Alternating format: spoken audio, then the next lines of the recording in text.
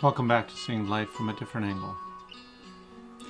I'm sitting here today and it's mid-October, October 17th, 18th today, 18th.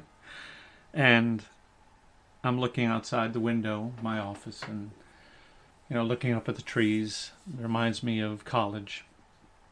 I was blessed to go to Virginia Tech. It's a great school. And I remember thinking at the time, and I think we probably all do this, thinking at the time, though, that, I was 18 years old and I knew everything, and, you think you know so much, you think you're so aware of so many different things. And it really is, I guess at the time, it makes sense to some degree, though it's very sad, because when you think about it, if we think we know much, then how do we learn anything? But be that as it may, I remember a conversation that my best friend Tom and I remain best friends even to this day after all these years, 43 years later. And, I remember the conversation that we had with a couple of the guys, Dan Harvey and Mike Moon and Kennard Williams. And we were sitting across the hall in Dan and Mike's room. And we were talking about religion. And we were talking about, I think it's a common enough topic, to those people who do not know Christ, are they going to go to heaven? Are they not going to go to heaven? Because it says in the Bible that, the way to heaven is through me. The way to God is through me. So what about all those people who don't know God, who've never been exposed to God?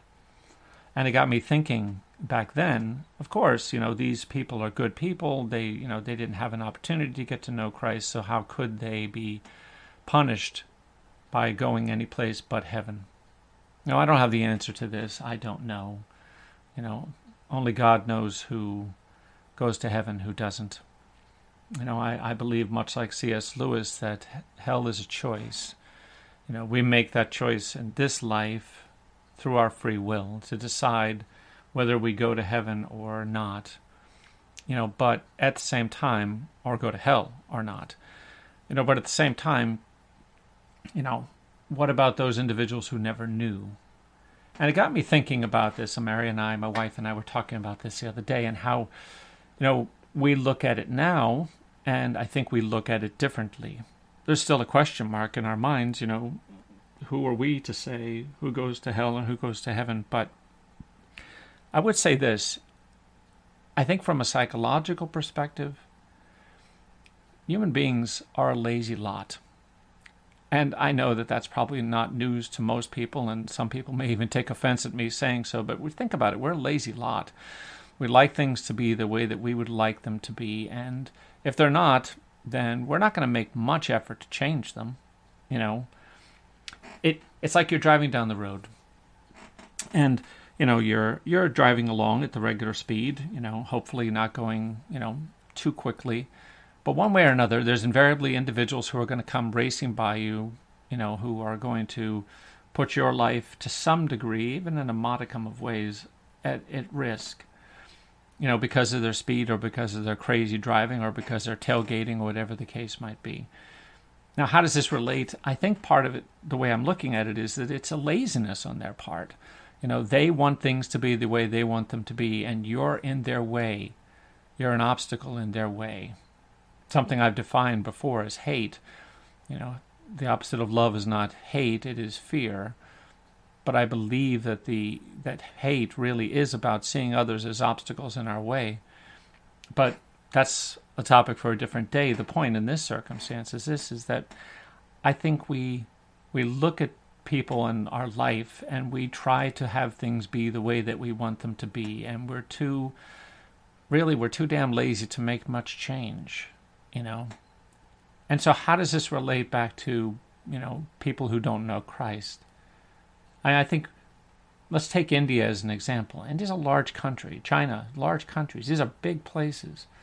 And there are a few hubs where we can say these people have become Christians and they know Christ. But the majority do not. Now, what can I say?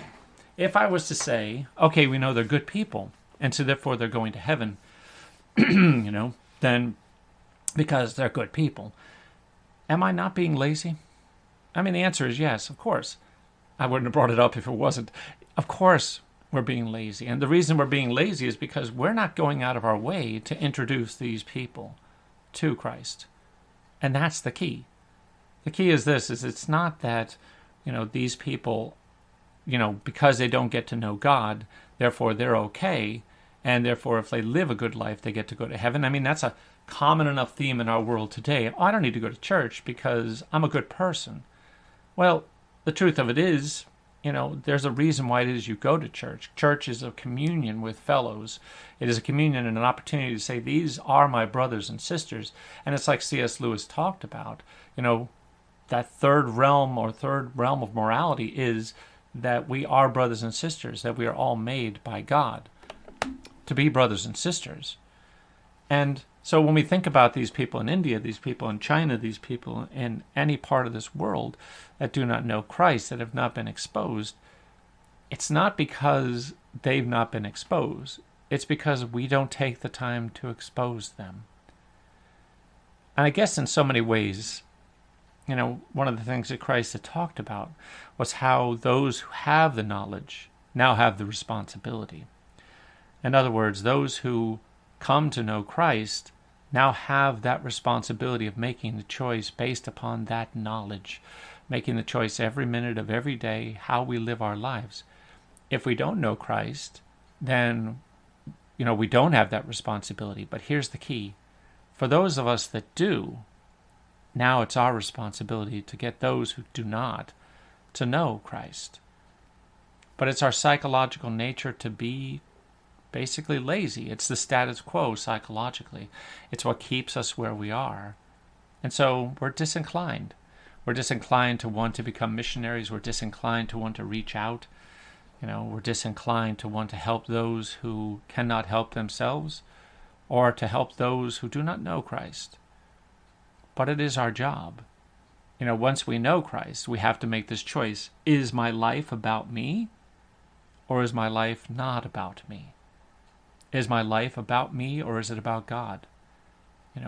We're put on this earth, I believe, with one purpose. And that purpose is to save others. It is to save others.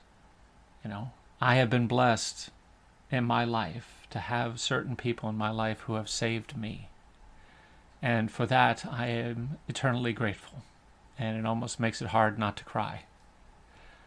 But for those who do not have that saving, it's our responsibility. It's our purpose in life. And in truth, it's our gift.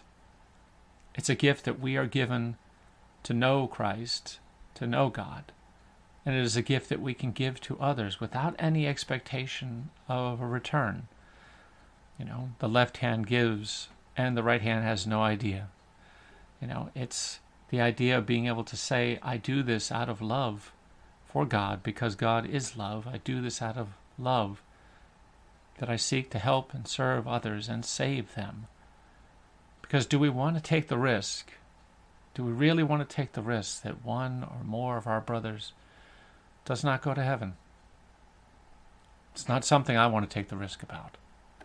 And so I encourage us to think about that, to put aside the laziness, the egocentrism of our life, to make our lives theocentric, focused on God, and focused on saving our brothers in Christ. Be well.